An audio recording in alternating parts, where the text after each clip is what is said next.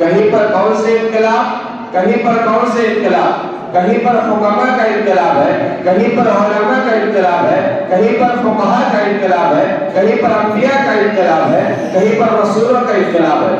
مگر قربان جاؤں آمینہ کے لال پر، عبداللہ کے جگر گوشے پر، مکہ کے در یتیم پر، شافع محشر پر، ساقی کوثر پر، خاتم النبیین پر، خاتم الاولین والآخرین پر، محمد مصطفیٰ احمد مصطفیٰ صلی اللہ علیہ وآلہ وسلم پر کائنات میں اس جیسا انقلاب نہ پہلے آیا تھا، نہ اب ہے، نہ آئندہ آئے گا۔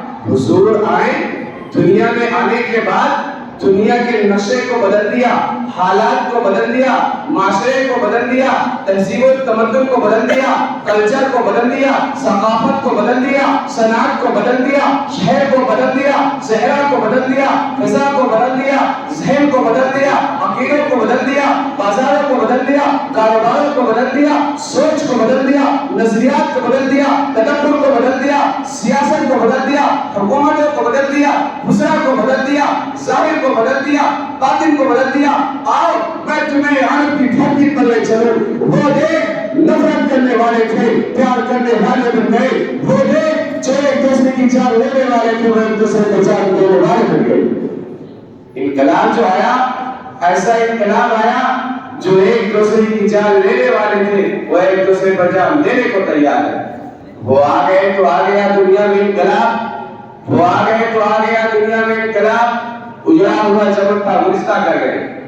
حضور کو اللہ تعالیٰ نے جو کچھ بھی دیا ہے انقلابی دیا ہے۔ میں چہرے کی بات کروں تو انقلابی ہے، جس پر میں چہرے کی بات کروں تو انقلابی ہے، جو آتا ہے تو دیکھتا چلا جاتا ہے۔ میں سلف کی بات کروں تو انقلابی ہے، میں قدموں کی بات کروں تو انقلابی ہے، جہاں پڑھتے ہیں رحمت کے چشمے جاری ہو جاتے ہیں۔ میں جوتوں کی بات کروں تو انقلابی ہے، پیغمبر انقلاب جب معراج پر جاتے ہیں تو جوتوں کے ساتھ چلتے چلے جاتے ہیں، جبکہ کوہ طور پر حضرت موسیٰ سے فقلان علیہ کا مطالبہ ہے۔ میں حضور کے وجود کی بات کرتا ہوں، انقلابی ہے۔ حلیمہ کے گھر جاتے ہیں، 40-70 دن حلیمہ کی بکریاں ہیں، تھنا میں دودھ نہیں ہے، برتن خالی ہے، دودھ نہیں ہے۔ پیغمبر کا انقلاب حلیمہ کے گھر میں جاتا ہے، جانے کے بعد برتن کم ہوتا ہے جو زیادہ ہوتا ہے۔ اگلی بات کہتا ہوں، پیغمبر کے نگاہوں میں بھی انقلاب تھا۔ ابو بکر پہ لگی صدیق اکبر بن گیا، عمر پہ لگی فاروق اعظم بن گیا، عثمان پہ لگی ذوالنورین بن گیا، علی پہ لگی حیدر کرار بن گیا، امیر معاویہ پہ لگی کاتب وحی بن گیا، عبداللہ بن مسعود پہ لگی فخر الامت بن گیا، عبداللہ بن عباس پہ لگی مفسر قرآن بن گیا، ابو ہریرہ پہ لگی محدث اعظم بن گیا، امیر حمزہ پہ لگی سید الشہداء بن گیا، سارے صحابہ پہ لگی جنت کے وارث اور حقدار بن گئے۔ اگلی بات عرض کرتا ہوں، حضور کے آلائے شریفہ کا ذکر قرآن اس انداز میں بیان کرتا ہے۔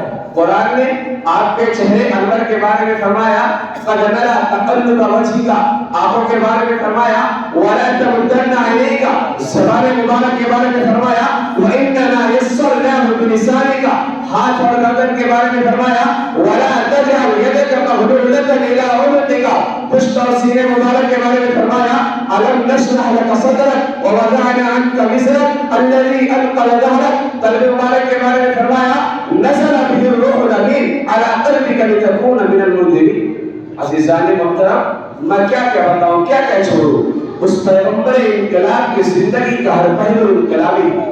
آخر میں اس پہلے ناپیدا کنار کے ہر غواص کی طرح میں بھی اپنے عاجزی کا اظہار کرتے ہوئے کہہ رہا ہوں، قلم میرا قاصر، زبان میرے عاجز، محمد کی عظمت بتاؤں میں کیسے، ہے محبوب رب و امام رسول و فضائل مکمل سناؤں میں کیسے۔